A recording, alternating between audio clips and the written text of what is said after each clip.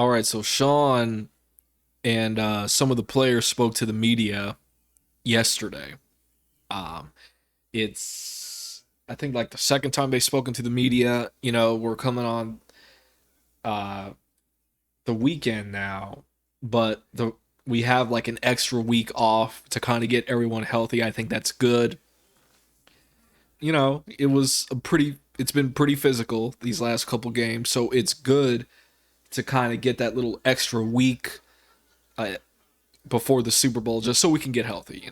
Um, but going into this, so Sean and Matthew and Vaughn went ahead and talked about kind of how things are going and what their plans are for uh, for the next week. So big big week here. We got to get the work in, be ready. So we got to make sure we get our work in and make sure that we are good to go for Sunday. I trust his team. I trust the culture that Sean has built, and I believe that they will do just that. So let's go ahead and see what they had to say. Sean went ahead. They went ahead and talked about the Bengals' offense, defense, Super Bowl experiences. So this is Sean right here.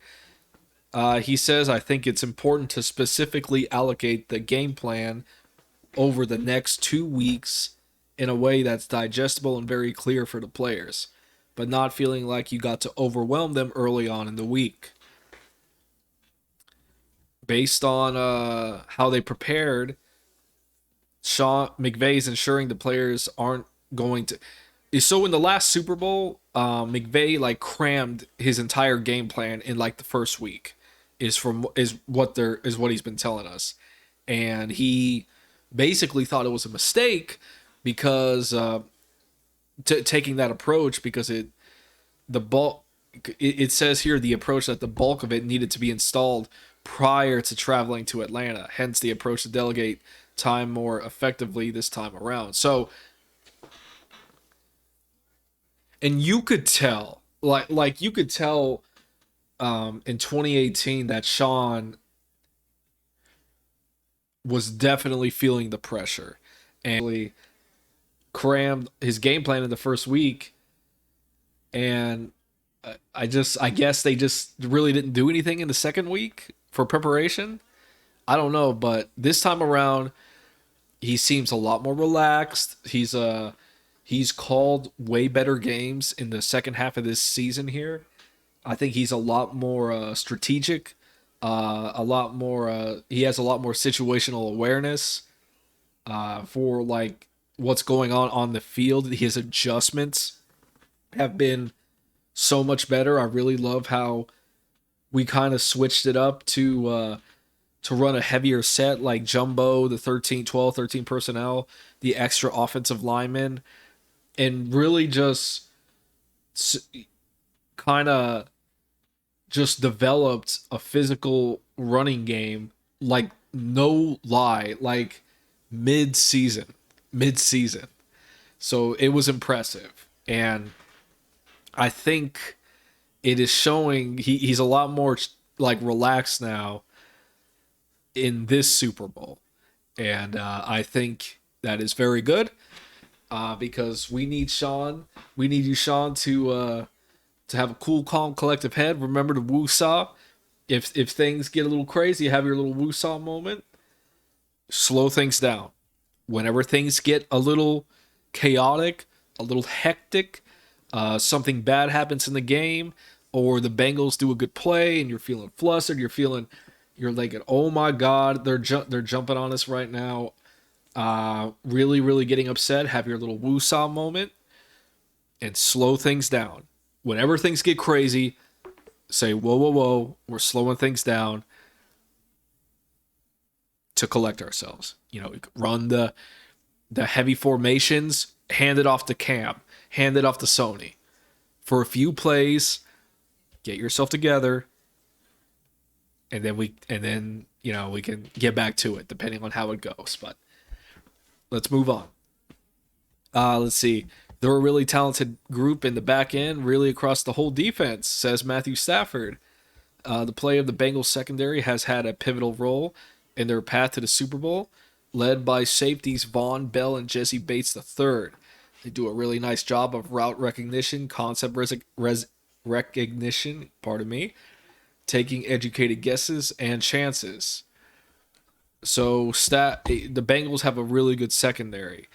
Have not watched a lot of the Bengals this year, to be honest. So it's a brand new opponent. So really interested to see how Sean and the gang breaks down the film, because I am. You can bet your bottom dollar that they are breaking down as much film as they can, or at least I hope they are, and I believe that they are, to get all the knowledge we can on Cincinnati before the game. And Von Miller here, when had quoted, "You don't have to be in front of the team.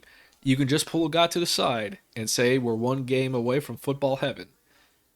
Miller, sometimes the best piece of advice for his teammates ahead of Super Bowl week is the simplest.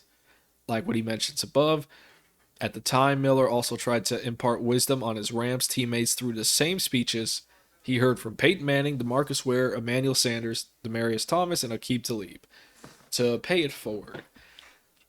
So, Vaughn has a little bit of, Vaughn has won a Super Bowl. He won a Super Bowl with Denver, and so he has a little bit of experience. So that can help us, and him kind of whispering in the ear, or just talking to the guys, just kind of give them little nuggets here and there. Hey man, we're like one game away. So Vaughn, I really hope, like, we really need to focus in. I really hope that you guys are zeroed in. Okay, there was a lot of distractions. There was a lot.